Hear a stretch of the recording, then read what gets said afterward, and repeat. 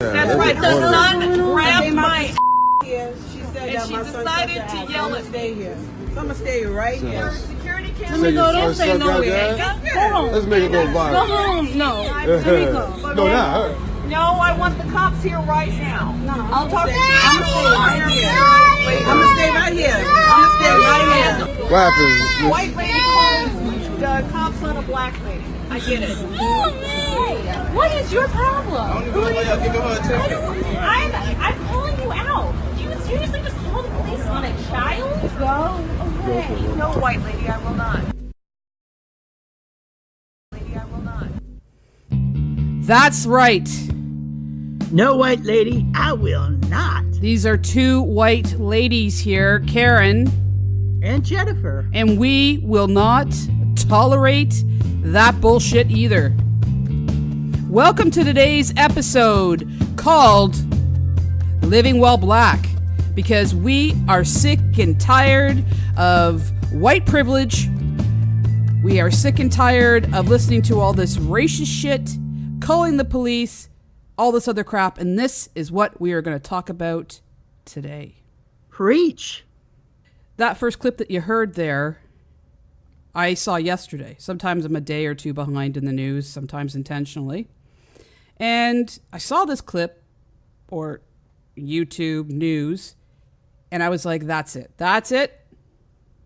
We've got some stuff scheduled, but I had to stop the presses to do an episode on this. And Jennifer, I knew you would be the best person, my unequal equal partner, to discuss this kind of thing. I am filled with rage on a continual basis on this kind of crap that happens every single day. Yep.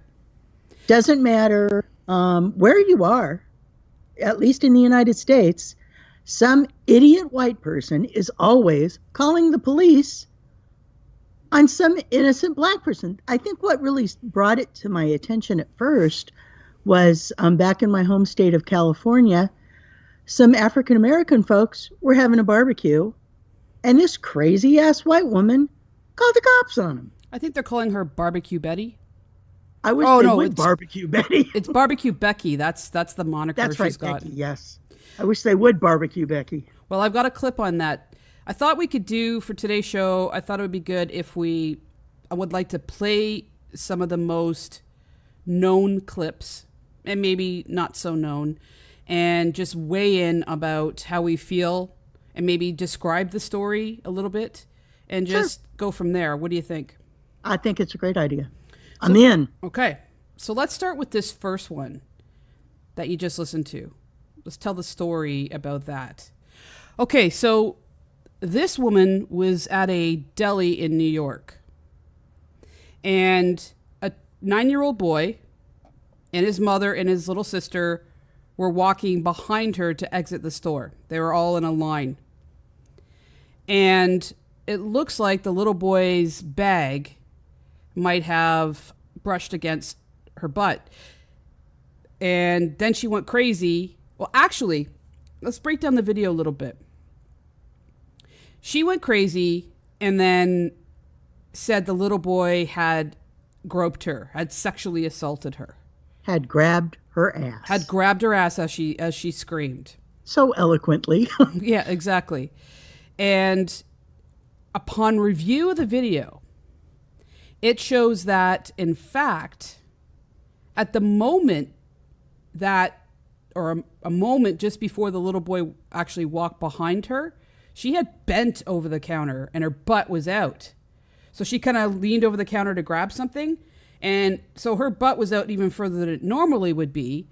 And you can see in his right hand, he's carrying a bag, like of what they just purchased. Like a backpack or something. No, he's got a backpack on his back, but in his right hand, he's carrying a grocery bag, like a white grocery bag. So I think in walking out, and it was narrow, that maybe that little bag brushed up against her. And then right after that, you see her turn around and stare them down. But she doesn't say anything about being groped or grabbed or anything. She stares them down. And then the mother's, I don't know exactly what she says, but it's something like, what are you looking at kind of thing? Like, what's going on?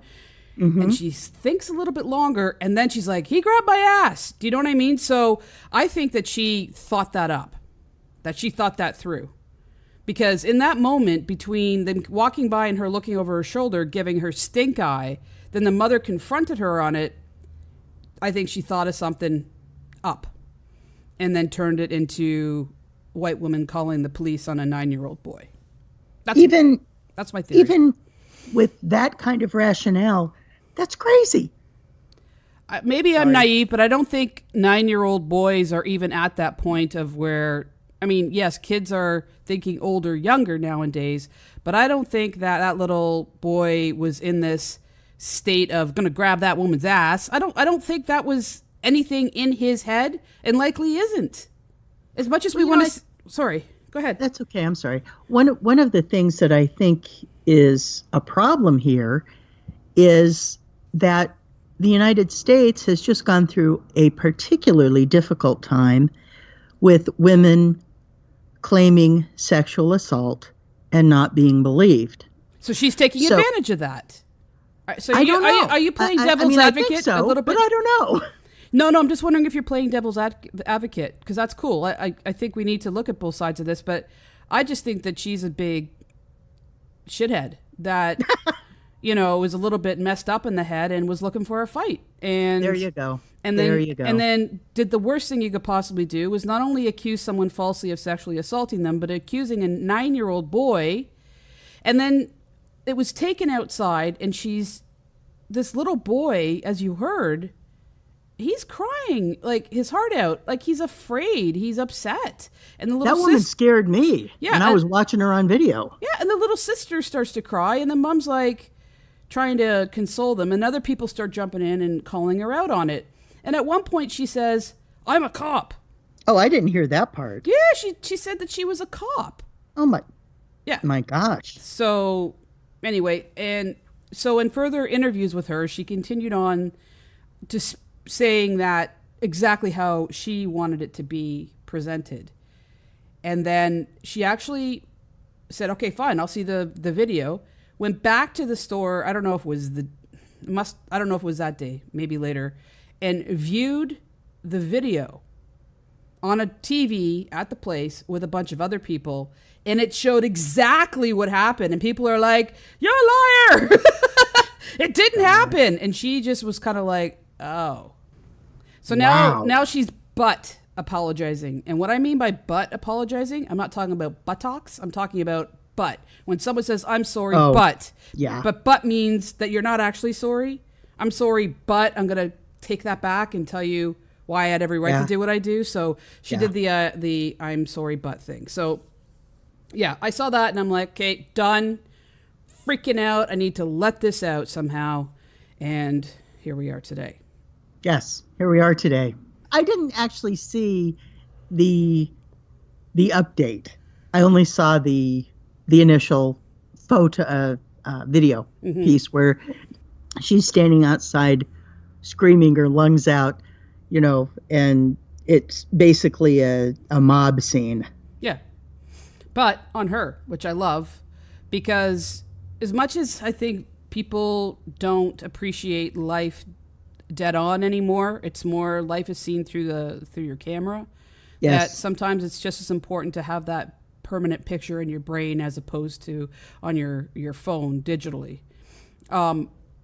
That I am glad in a sense now, because it will expose people like this, and it can no longer be my word against your word. Absolutely. And the other thing, I mean, and I am really sorry for this, but it seems to me, a middle-class white woman, that this is an epidemic suddenly. Guess what? It's not an epidemic suddenly. Oh, no, this has been going on forever. That's correct. It has been going on forever. Thank God we have the ability now to video this stuff, to talk about this stuff, that there are African-American podcasters that I listen to and respect with all my guts, that are calling this stuff out and saying, no, quit shooting us in our own houses. This is ridiculous. Yeah. And that's the thing, is that now there's proof. Yes.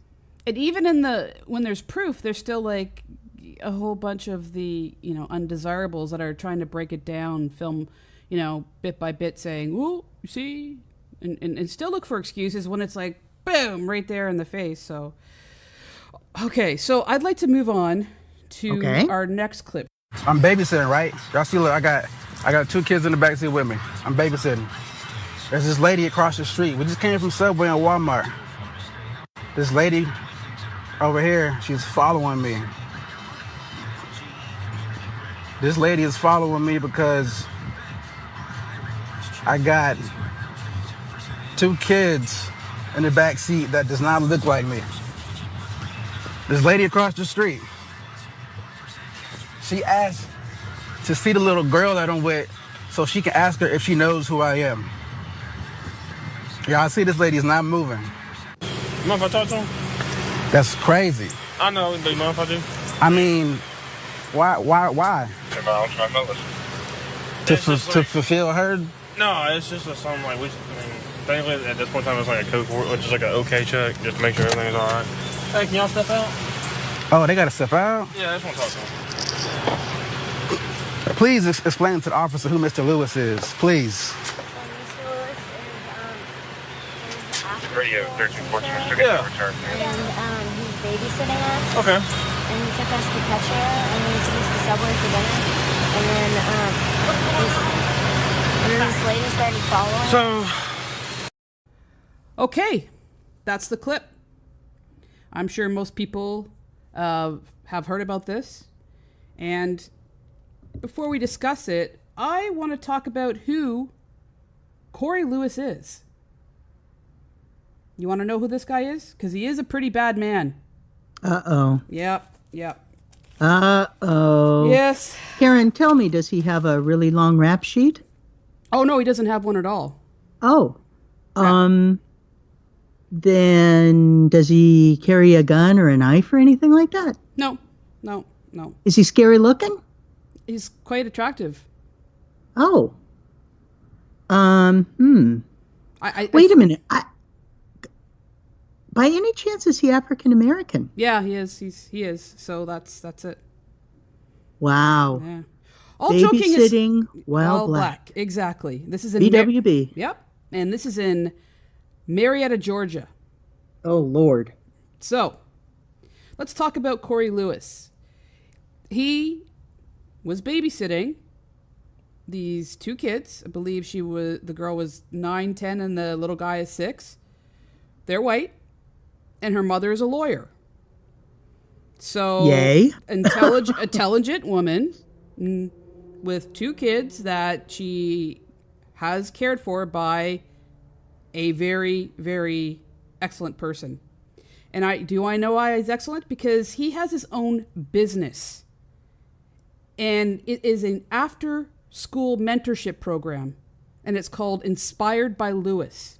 So you could actually almost say that there might not be a more appropriate person for them to be babysat by. Well, let's take it even further. So his business is where he takes care of children 5 days a week as part of a youth mentoring program that he created 3 years ago. Wow. It's an after-school program. And so that's what he does for kids that don't really have anything to do after school or weekends and other times. He gathers them up and he takes them out and he plays sports with them. He teaches them leadership, all these amazing things. He's been doing this for 3 years. He is a highly well-respected businessman. And there's a picture, if you want to go online and see it, with a whole bunch of kids, and they're all wearing these yellow t-shirts from his program, and they look like they're having the most fun ever. So yeah, this is the man that was babysitting and then parked in the car about to drive these kids back to their home, was approached by the car, addressed by a woman, asking the little kids, not the adult, the little girl, "Are you okay?" Not that, no, that little girl can't be afraid of some random white woman coming and knocking on the door asking if she's okay. Hello? No, that wouldn't be scary. Well, I think it would be because white women are some of the scariest people out there. Amen. Anywho, and then proceeds to watch him, follow him home, call the police, have the police arrive, question this man over and over and over again for God knows how long, has the kids get out of the vehicle, they're scared, and ask them if they're okay and who this guy is. And the Corey is like, really? Now they have to get out of the car? And of course, he's probably freaking out like, what if they take these kids? And what if they shoot me? So what if they shoot me? I mean, because that's the reality for a black man or a black person stopped by a cop in America. Now, if you listen to the cop, he doesn't really seem all interested in this whole situation. He's kind of like, yeah, I got to be here and check up on it now that I'm here, but blah, blah, blah. I don't think the cop really wanted to be there or do any of this. I get that sense, but you know what? Right is right, wrong is wrong. It all boils down to another white woman just being a dick. And that's it. And this poor man, who is an upstanding citizen, has to go through this, and these two little kids have to get their life scared. And in fact, they were interviewed after the fact with their mother, and the little girl said, I was scared. What if they took him away? We'd have no one to babysit us. I didn't want anybody to like, they love this guy.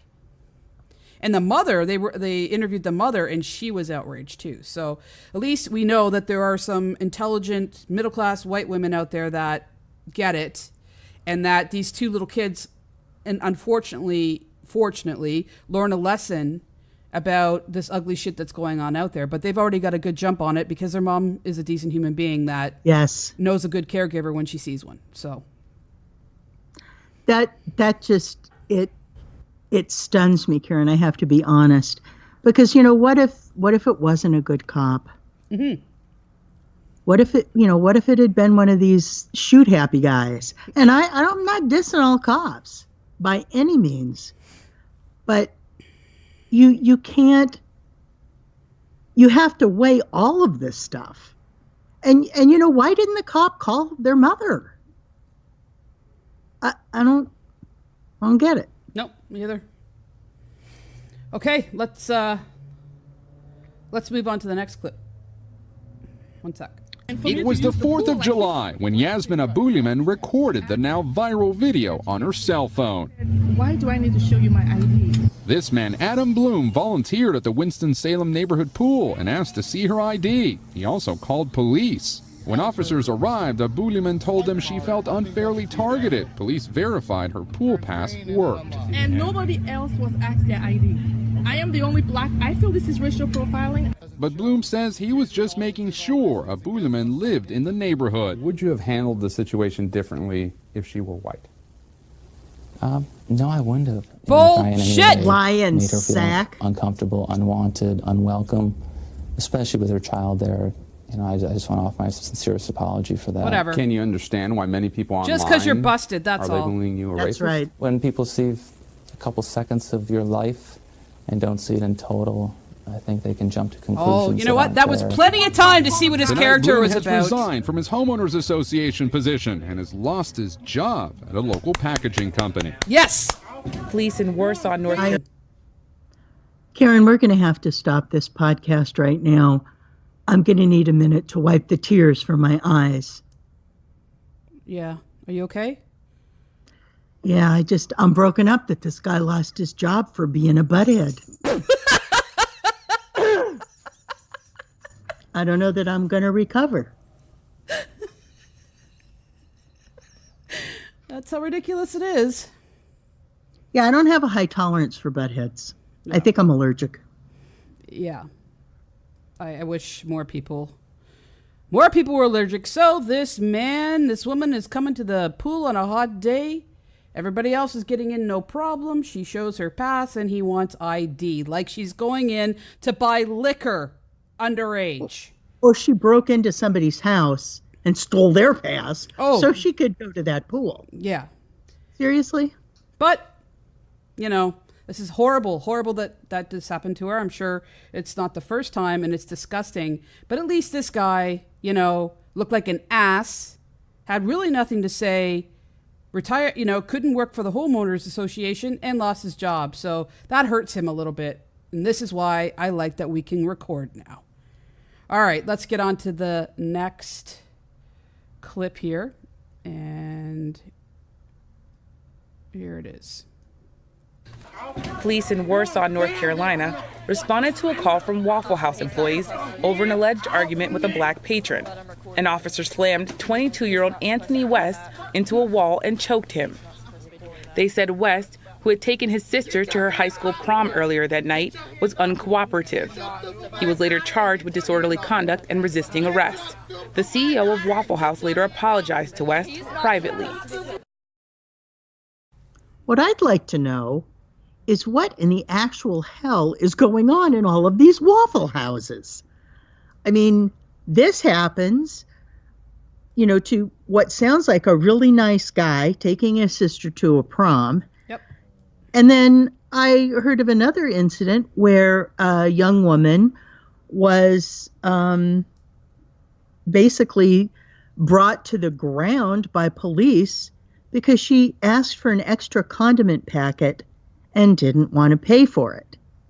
Now, I'm sorry, but I'm thinking those things don't equate. You know, did she have a little bit of an attitude about it? Well, hell yeah, and so would have I. Yeah. Because it's ridiculous. One condiment packet, condiment as in mayo or tartar sauce or ketchup, any of that, is not enough. Never. I'm here to tell you. It's never I have enough. people in my life who will attest to that. Mm-hmm. It's horrible. And do you know what they said this guy did? No, what did he do? Apparently, he was in an argument with somebody. So One bad. of the Waffle House people? I don't know.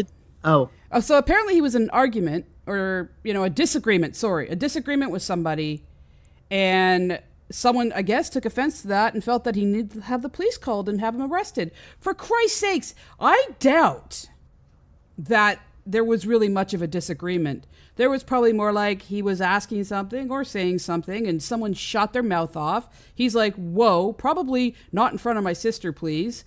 Because it was, you know, likely terrible. And then, of course, it exploded into this, to him being thrown, choked, charged with disorderly conduct and resisting arrest. Well, I'll tell you, I would be disorderly and resisting arrest if I just happened to speak my mind at a Waffle House. it would be interesting to see what would happen if two women got in an argument, two white women got in an argument at a Waffle House. I think you and I should go. Let's try it. Let's do a social experiment. You know what it'd be like? White chicks gone wild, and they would turn it into something like, I'm not showing my boobs. Yeah, well, Not gonna happen. I don't think either one of us should, but you know what I'm saying though? It would be turned into like almost satire, not arrest. So you can imagine what how we would show up on YouTube as. Oh, or Saturday Night Live, Mm-hmm. but never on America's Most Wanted. No. So let's move on to this next clip. It happened quite a few months ago, but I don't think anyone will forget about what happened here. Here we go. And in early April, 2 black men were arrested in a Philadelphia Starbucks when employees called police because the men had taken a table without ordering anything. The men were later released and settled with the city for $1 each and a pledge to establish a program for young entrepreneurs. The founder of Starbucks personally apologized to the men. Well, again, it almost sounds like a horrible racist joke. And please, this is not me saying a racist joke, but it's one of those where 2 black men walk into a Starbucks and then where's Sit down. Yeah, and what's the punchline? And they get arrested and taken down to the station. Like, as much as it sounds like a really bad joke, It is in a sense. It's an absurdity. Yes. You know, this would have been in some novel, you know, by Ionesco or Camus, not real life. David Sedaris, for Christ's sakes. You know, it's just absolutely insane. The only thing that I have to say to follow up with that is, as it turned out, the CEO, a month later, shut down thousands of Starbucks to have an employee training day on sensitivity, racism, and cultural sensitivity to combat racism and education. So that's probably the only place I've heard of where they said, okay, this is not cool. And to shut down, you know, thousands of Starbucks for one day, they would have lost a lot of money. And it's not about the money, but at least they did something. It's not enough, but they did something, even if it was just to make themselves look better. I don't know. The thing that impresses me about these young gentlemen is that they didn't want something for themselves. They were thinking about their community. Yes, exactly. You know, we're doing okay, but we want you to help somebody else.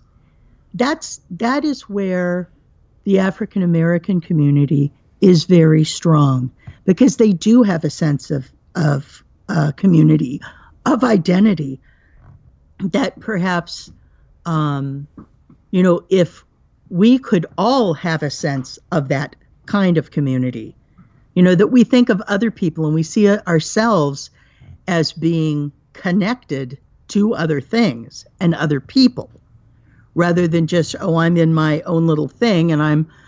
Well, it seems a lot of times the only connection between these white people is hatred. Yes.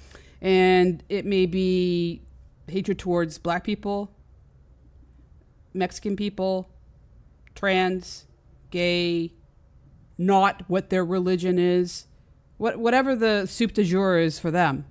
Yeah, they're not us. Yeah. Not us. Yeah. They're not us. Exactly. So they must be eradicated. So that's of course, I can't paint all white people with the same brush, because I think you and I are pretty awesome.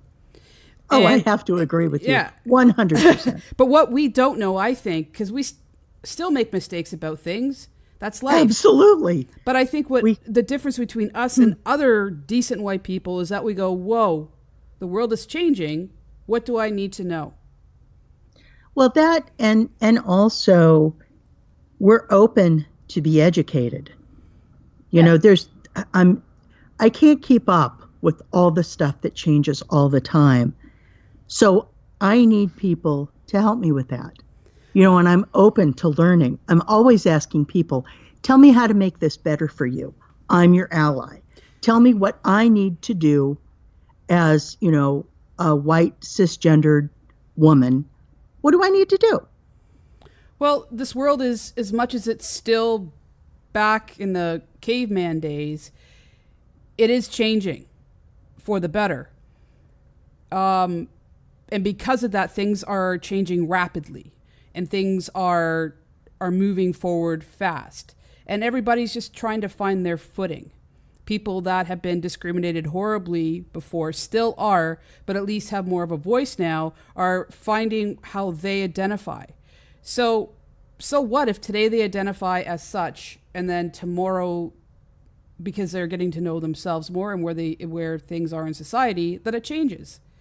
So I think it's whose business that is. It's not mine. Who I am or who you are, not my business. I don't have your journey. I don't, you know, I'm not wearing your shoes. I fully agree with you, but it's also our responsibility as kind, supportive human beings to know where they stand, to know how people feel comfortable, to know how they identify. Oh, we're in agreement there. I meant was that I am not in a position or even have the framework to judge somebody else. Oh no, I that is what not my. It's above my pay grade. Absolutely, but Yeah, we're both saying the same thing. No, not, I know, but you're Canadian, so you have to say it nicer. Fuck you, eh? Sorry, not sorry. That's not what it's about. Let me speak some Canadian. That's not what it's about. You just said hockey? Yes. What, you Americans don't play hockey? We do, but not it's very not like well. a religion here. No. Yeah. Hockey is our religion, and the ice rink is our church. And they have better Kit Kats than we Americans do. The secret is out. You'll never touch our Kit Kats. Yeah, but you guys have Southern food. Oh yeah, dude. We don't have Dude, that. we do. But you also have poutine. It's not the same. Poutine is amazing, but that's one dish compared to like a whole kitchen. I know. Okay. I'm sorry. We've moved away. Don't be sorry. Now you're sounding Canadian. You're being sorry for your great vittles? Yeah, I'm hanging with you too much. Yeah. Okay. All right. Let's see. It's always going to come back to be your fault because you'll be sorry. Yeah, and you won't. That's right. Yeah. I think you're kind of Canadian, but that's okay. I live close to the border. Exactly. For a reason. Okay, so let's get on to the next clip here. She and her friend were in line at Trader Joe's when a woman got in line behind them. The woman behind them seemed to be in a hurry, and so they allowed her to go in front of her. This happened today at the Trader Joe's in Reston, Virginia. This woman was in a hurry, so my friend, who's a Muslim woman, offered to let her go in front of her in line. That's when she started talking bad about a different Muslim woman in the store who was wearing a niqab and asked my friend why she didn't cover as well. My friend replied, "It's a choice," and the woman didn't believe her and started talking about FGM and telling her, "I wish they don't let you in the country." That's where my friend started filming. I wish they didn't let you in the country. Excuse me? Huh? I was born here. I don't know if you... Oh, you were? Okay.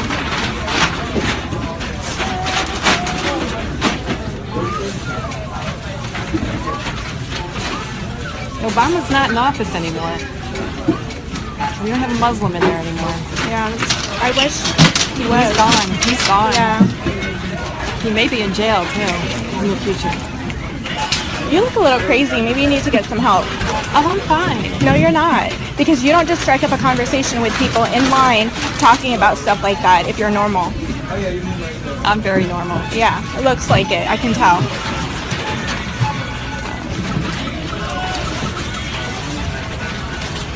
What set you off, Obama? Now, this woman let the non-Muslim woman, the Muslim woman, let the non-Muslim woman go in front of her. Yeah. And she attacks her about Obama?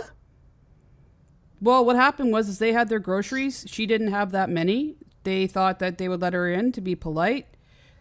While she's ahead in line, she starts slamming another Muslim woman and then just starts ripping into them in this terrible way and thinks somehow making Obama comments is going to really upset them. And when they react, it's not to the Obama comment, it's to her absolute ignorance. But she thought she was so clever in saying the Obama thing that, she got them. The fact is she's so twisted and fucked in the head. It was all the other comments that she clearly thinks she is well within rights of saying. So it was almost like it was baffling to her that anything else she had said prior to the Obama comments were even offensive. They were just more like fact in her little twisted head. So yeah, that's that. Now, she told an American-born citizen that she wished she hadn't been let into the country. Yeah. Wow, judge much? It's just, it's just so, and especially when there's an act of kindness that precedes it. It's a non sequitur completely. Mm-hmm. Completely. I cannot even begin to understand what goes on in that kind of mind. But I will say, I have run into some crazy white bitches in grocery stores myself. Yep. And I just want to make a little comment on the woman saying that is she crazy? We all know that mental illness doesn't cause this hatred and ugliness. I think that the person that was attacked was just so upset that she didn't even really know how to react and what to say, and was basically saying, you can't be right for thinking that way. That takes some kind of twisted thought process to be so ugly inside. And we know that mental illness doesn't equate to racism or hatred. Absolutely not. Yeah. Just like, if a mentally ill person were to tweet something, the chances are it wouldn't be racist. Mm-hmm. Not like people who take Ambien, for instance, and tweet things. What the hell's that? Roseanne Barr? Oh, yeah. Oh, I'm laughing, not laughing. You know what I mean. It's just, I do. It's just ridiculous. All right. Do you have room for 2 more in your head? Yes. All right. Let's do these. Let's do it. I'm pissed now. No, seriously. I want to get through these. I think we need to I want to put this all in one show. I'm with you 100%. There's thousands and thousands more, but let's put as many as we can out there. Okay. Okay. I'm good. Okay. Here's the next one. All right. A CVS manager coming under fire, captured on cell phone video calling 911 on a black customer trying to use a coupon. You can tell them her name is Camilla Hudson. I have ID and will share it. The manager visibly shaking while making the call. African American. Black. No, I'm not African American. I'm black. That's right. You black tell them. Isn't a bad word. You tell them. Hudson tells ABC News that she started recording shortly after she handed the manufacturer coupon to another CVS manager. He goes, well, I can't accept this. So I said, okay, why can't you accept it? Because it looks fraudulent. She says they never even scanned her coupon to see if it was real. Then the incident escalating. Manager Maury Matson calling 911. And he says to me, you should probably leave because I called the police. Police tell ABC they were informed a female was threatening staff and refusing to leave. I don't take issue with them refusing the coupon. There's a way to do that. Yes, there is a way to do that. I believe, if I'm remembering correctly, Karen, this was a really, really good coupon, like $15 off or something. Yeah. So all the more reason to think that it was fraudulent, right? Well, all I'm saying is that I don't think those kind of coupons come along very frequently. And so I think the woman was right in saying, hey, it's not that you don't want the coupon. It's that you're acting like a total ass to me. A racist piece of shit. And she had the solution to all of it. Scan it. Thank you. That's all they had to do was scan it. Oh, and I love the lies in her clearly just saying, hey, do you mind scanning it for me? They say, oh, she was being verbally abusive and threatening them and refusing to leave the store. What? How do you go from... Sorry. Well, what I don't understand is, this is an adult-ass male, and he's shaking. Oh, he is shaking. Because he's so scared of this woman. Hello? What? I love Trevor Noah. I don't know. Oh, he is the best. I love him too. He's just amazing. And he did a little special, just one of his shows, and he was talking about racism in America, or just racism. And he said something to the point of that in these situations, they're like, oh no, watch out for those black people because they're going to eat us. And it was just like, what, is that guy shaking? Because he thinks that black woman's going to eat him? Like, if anybody who knows Trevor Noah knows that he's just like, he's a black man from South Africa himself. I think he's black and Swiss. I don't know. Pardon me. I don't know his heritage, but he is black and white.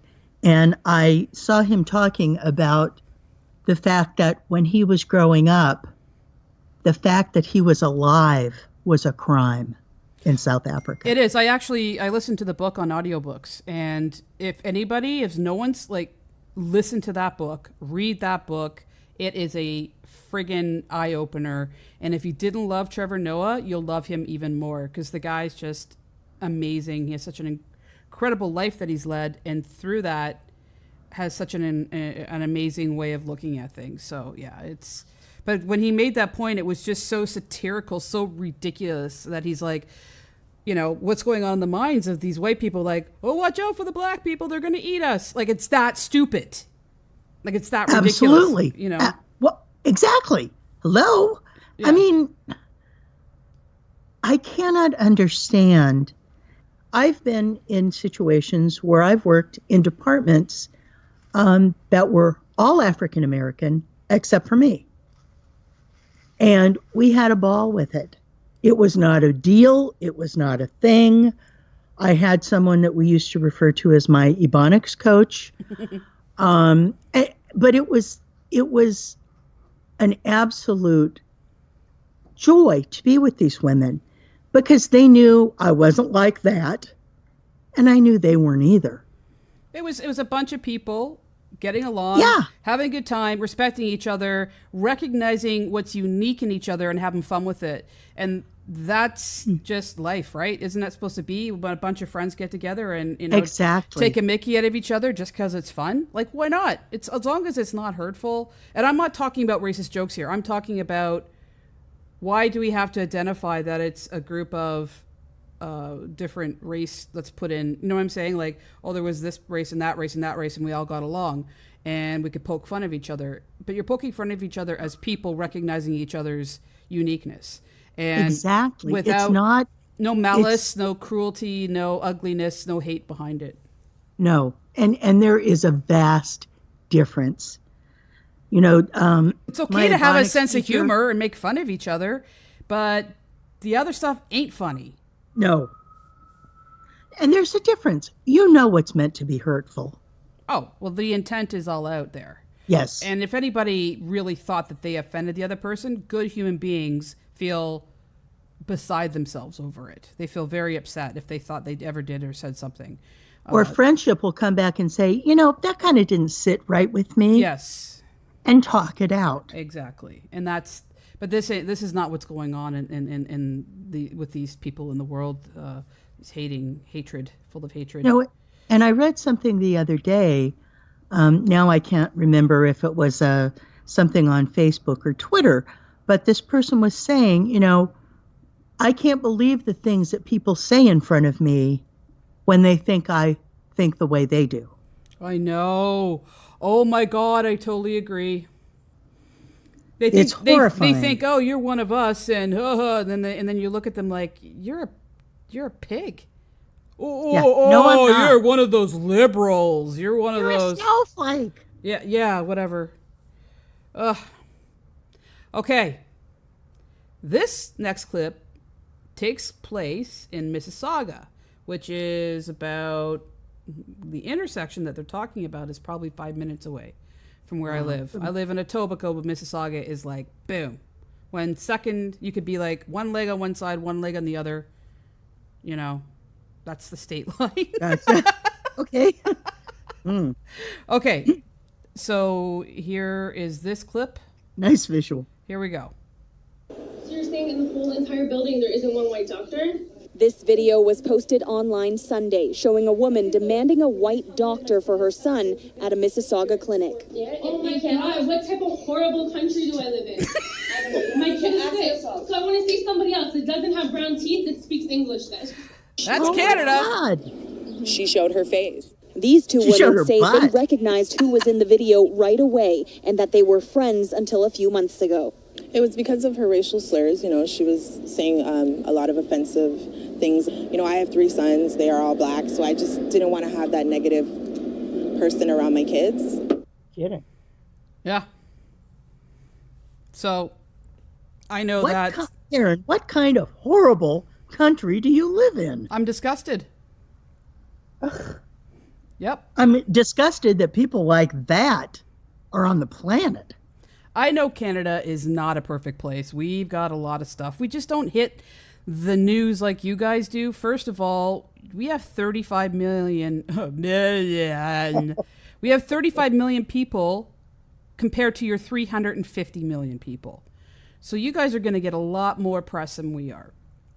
Well, we're going to have a lot more buttheads than you are, too. Well, yes. And I think racism is way worse in America, but racism is alive and well in Canada as well. So it was important for me to play that clip, well, just because it's disgusting. And here we go.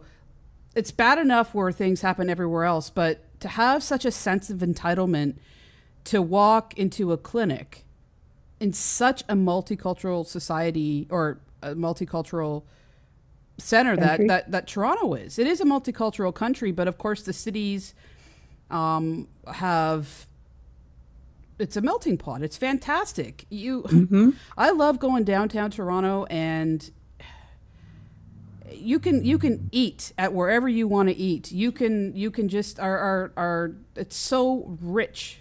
Our culture is so rich here in Toronto and many of the big cities in Canada. And it almost seems more shocking to me that it shouldn't, though. That just makes me so naive. But it just, to have the nerve to walk into a clinic, which is free. Yes, we paid tax dollars money and all that kind of stuff. And yes, we have some longer waits and stuff. But it still doesn't cost you anything out of your damn pocket that day. You have a health card, you walk in, you're going to get, for the most part, excellent care. And you have this idiot saying, I want a white doctor? What is it, like 1932 or something? Well, what I don't understand also is she sounds very young. She is. She was maybe 30. So, I thought things were getting better.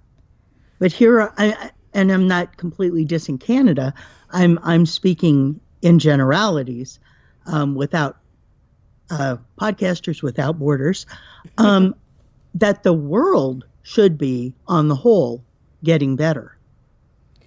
And that's the scary part, is that it still exists in all ages. If it's with a child, well, it's what they've learned. But even children don't get it. It's their parents that teach them the ugliness. My father was from the American South. And to hear him talk, you would have thought he was the biggest racist ever, right? That was how he talked.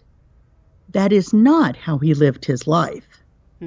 So there was a real disconnect there for who he was as a person in terms of, oh, I really like this person. And they're African American, or they're Mexican, or they're Italian, or they're Chinese or Japanese. And the way he spoke. And, so I think sometimes, I'm not defending the woman in the clip. Don't get that. Don't get me wrong at all. But I think that in many people, there is a disconnect in that this is a programming issue that they've received when they were young.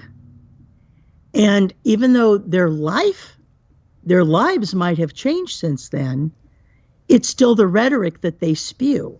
Do you know what I'm trying to say? And I'm not defending racists at all. I just have always found that particular disconnect in my father to be remarkable. Yeah, I see what you're saying. And, I guess what just kept ringing in my head is what made her think that having a white doctor meant she was getting a better doctor. Absolutely. And I will put a challenge out.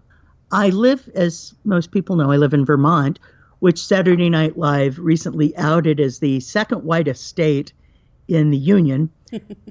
It's also the second smallest state in the Union.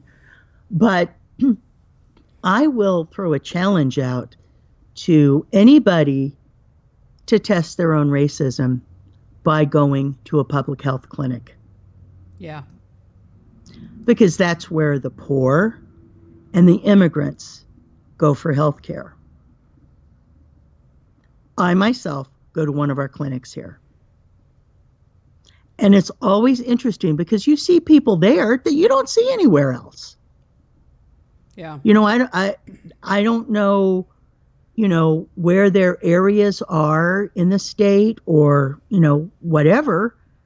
But, you know, you'll see people walking in, you know, clearly they're Muslims. Their heads are covered.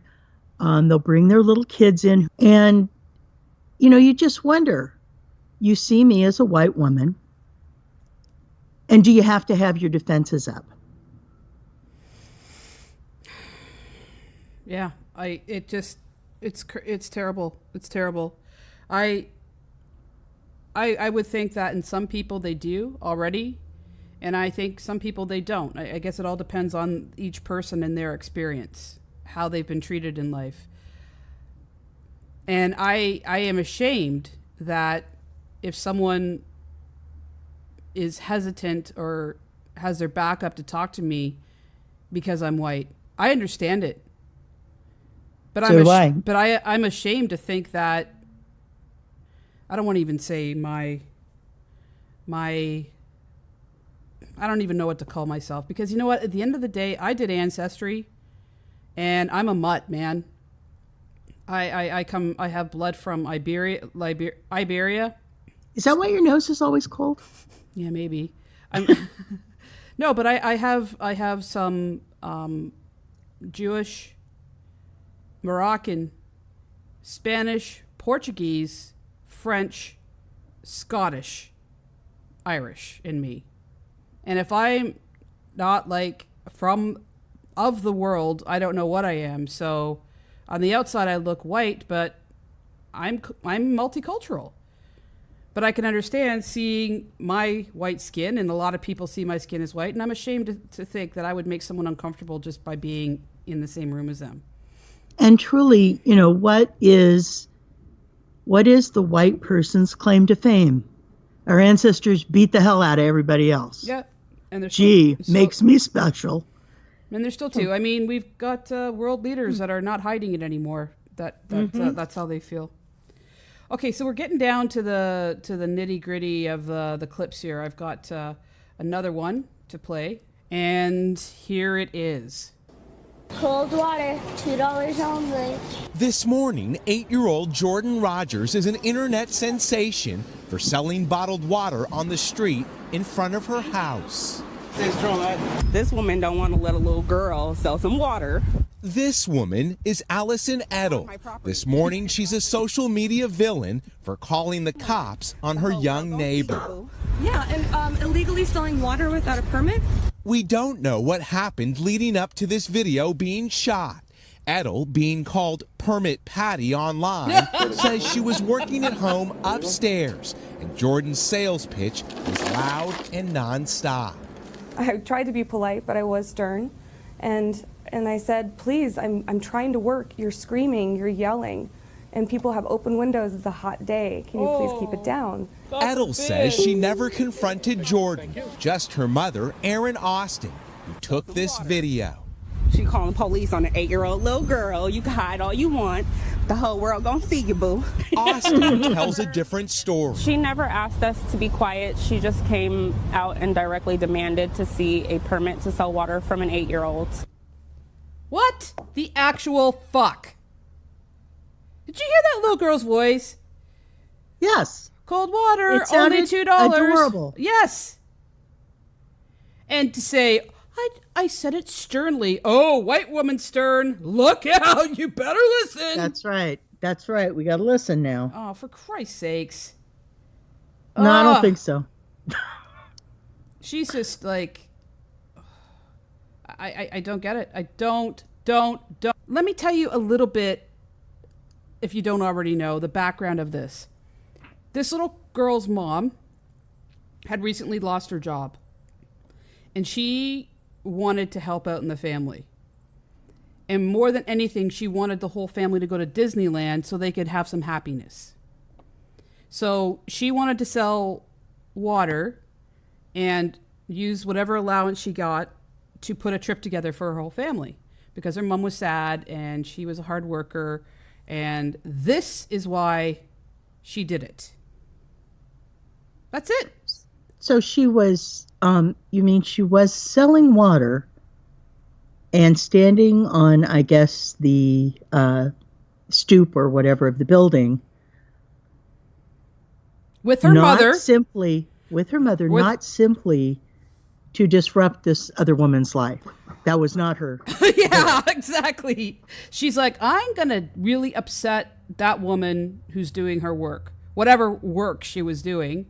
It was, and wait a second too, they live by where the San Francisco Giants play. So their building is by there. People walk by to go to the game. Mm-hmm. And she was selling $2 water to put together a trip for her family, and her mother supervised and just sat back. And this woman said, "You're on private property." And she's like, "It's my property." And it's like, "No, it's not." She's like, "I live in this building. Yes, it is my property." And tell me it wasn't super busy and super loud with people flocking to a football game? I'm sure. So she's just... I am sure. Ugh. And you know what's especially weird is I'm not from right in San Francisco, but I'm from that area. And that, as you described Toronto, is very multicultural. Okay. You know, very accepting. So I don't know if this woman was a recent transplant or what, but that is not representative of that area either. I've never been there, and I'm glad because I learned this from you today, and it's just, again, like, it's clearly this white woman privilege. This, like, I love when she said, "When I was stern." Well, then, you know what? You put out your warning shot then. You were white woman stern. That's and everybody right. should have just backed off and go, oh, okay then. You're right. We won't sell the water anymore. That might be a good T-shirt. Hey, I'm white woman stern. Yeah. Freaking. Oh, man. Okay, let's just do one last clip here because I don't know about you, but I'm getting kind of cranky and tired. I'm getting sillier. Okay.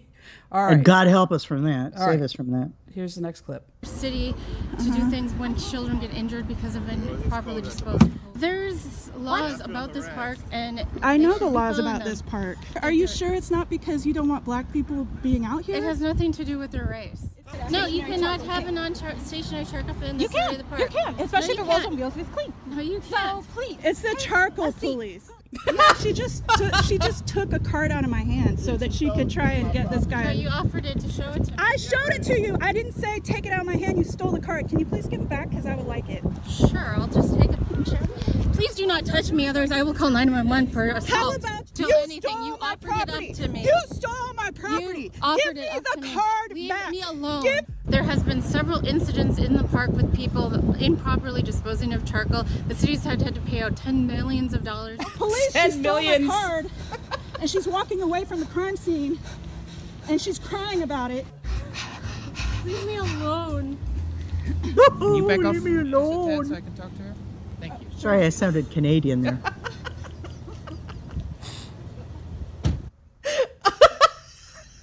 Leave me alone. Leave me alone. I once knew a dog who was all alone, all alone, all alone. That's from Casey, Mr. Dress Up. Anyway, That's a very Canadian kid show. Anybody who's listening is Canadian. I just go through such a gamut of emotions when I listen to that. Well, first of all, I mean, okay, I love how the woman had turned it around on her by saying, I'm sure she didn't give two shits about her card, but she was turning it around so she could know what it feels like to be harassed over petty, unimportant things. And then the woman started to freak out. You heard her like... Oh, I know. I was just really cut up and run over by that. She was just like, panting and sobbing by what? And then when the police are talking to her, she's like, and I'm like, and usually I don't mock people for crying. I am a very empathetic, sympathetic person. But that was like, how does it feel, you son of a bitch, to harass, to be ugly, to be victimized, for no apparent reason, to do all of that? You brought it on yourself. It was so unnecessary. if she really wanted to, she could have like gone down the street, not stood there and stared at them. And then, she takes it to the police. It's just absolutely ridiculous. I think there was definitely, particularly in this case, something not quite right with the woman. Well, then there's something not quite right with all of them. Oh, but no doubt. But I mean, with the rest of them, they're just nasty ass racists. This woman, I'm not excusing her behavior, but there seemed to be something else going on with her as well. It's not acceptable. No, you don't get to do that. You don't get to act an ass because, you're mentally ill or you're, have cramps or, somebody spit in your Oreos. I don't know. Spit in your Oreos? That's not a pass. That was weird. I know. You'd have to open them and spit in them and close them. Well, yeah, but it's got that handy flap thing, Oh! I was actually picturing an Oreo that you had to, like, separate the cookie. Oh, no, I said Oreos. Okay, see, because I would lick the cream part and put the Oreo thing back on. And they'd never know it. I think you might have done that in real life. Something about the way you said that so easily I think I might brings me to believe that you might have had that experience. I actually might have done that to yours when you were here to make it taste better when we did the Oreo taste challenge. But I still, you know what? That's why you guys lost then. I did it to the American ones. That's why you guys lost? I did it to the Canadian ones. I don't know what to say! All right, you got me. I didn't do it. Aha! Where were you on the night of August 24th? But here's the thing. I respectfully disagree with you. I think she's just another example of racism and of a woman acting in a racist and ugly manner. And I think when it came back on her, she couldn't handle it. Oh, I definitely agree. There's no mitigation of the racism. None whatsoever. I'm not giving her a pass, a bye, nothing. But I do think, I almost hope there was something wrong with her. Maybe that's where I'm coming from. Because for me to have acted like that, there would have had to have been something seriously wrong with my ass. Yeah, but that's the thing. You can't think we can't wrap our heads around that kind of thinking, right? That's right. That's why we're doing this show. Exactly. Because it's wrong. So I think that was a good one to sort of end this on because, I mean, this has been going on forever, but I think this is one of the first big ones where it was brought to all social media and, yes. and everybody was outraged by it. People were starting to pay attention to this. The other thing that I will say is I know that community and they had a community barbecue. So like everybody went out to that park with their barbecues and had, in the old days, it would be called a sit-in. I guess this was like a barbecue in. And they made a statement that this is our park and we're going to barbecue in it. Exactly. So through, in spite of the ugliness, came together a community to say, hey, let's just have a good time and let's get past this. And this is not what we're about. You may have done this, but this isn't us. And that's right. Barbecue Betsy or Becky or whatever the hell her name is. You ain't stopping us. You are not affecting us. And she probably, your little meltdown on film is not going to stop us from living our lives. And she was probably smelling that barbecue like all the way up to where she lived going, damn. Yeah, maybe if they leave, I can take their stuff. Maybe I can find her address and send her a box of Kraft Dinner. And she can eat that. I hope, well, for the American people, that is Kraft macaroni and cheese. But what it sounded like you said was Kraft Dinner, and that's what she deserves. Kraft. I know. Did you ever have the white cheddar macaroni and cheese? I have some in my cupboard. You haven't had it yet? No. Oh, send it back to me then, woman. No, come and get it. Okay. Well, so that's that's today's show. Outrage with the ladies of Unequal. I heard someone say something really smart, and I can't remember who it is. So if anybody hears this, me. Okay, that'll make you feel better. Oh. Okay, well, thank you. Go ahead. I can't remember who said this, and if anybody remembers, let us know. But when you hear these people say, go back to your country, go back to your own country, leave our country, all that kind of stuff. The fact is that if in fact they had come from another country and moved to Canada, the US, at least they have a country to go back to. Because those people, they live in a cave. Wow. That's pretty cool. And that's the only thing they've got to go back to at night is their Neanderthal caves. I like that. I haven't heard that. People who live here have both a home to go to if the US or Canada is not their birth home. And they have a home here and they have a home there. But the people that are here that behave that way are living in caves. Yeah, and we're stuck with them. And on that note, so yeah, that's it for today. Thanks for joining us in on this impromptu episode. How about we all live our lives, embrace the people around us that have earned our love and respect, and that we have shown love and respect to.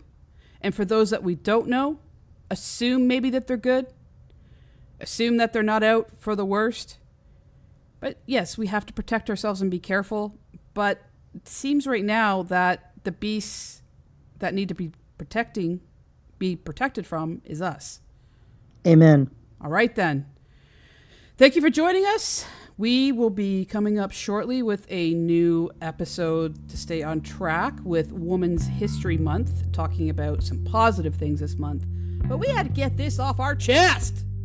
Yeah, keep those cards and letters and Patreon things coming in. Yes, and please, if you can leave us a review on iTunes, that helps us out a lot. So thank you very much. That's all for now. All right, see you later, Jen. Bye. 911, what's your emergency? Every 60 seconds, a person is murdered somewhere in the world. There was a shootout in my house. I can't believe it. What causes ordinary people to do unthinkable things? He stabbed me in my neck. And he says, look how easily I could kill you. The Minds of Madness is a true crime podcast that examines the most disturbing criminal minds. We shed a light on the devastating impact these violent crimes have on the victims and their families. When you get calls in the night, you know they're not good or they're wrong numbers. You'll hear about the incredible strength of the survivors and what they did to fight back. I was studying his face because I was thinking, if I get out of this, I'm going to get you someday. Subscribe to the Minds of Madness podcast today on Apple Podcasts, Stitcher, Spotify, and Google Play.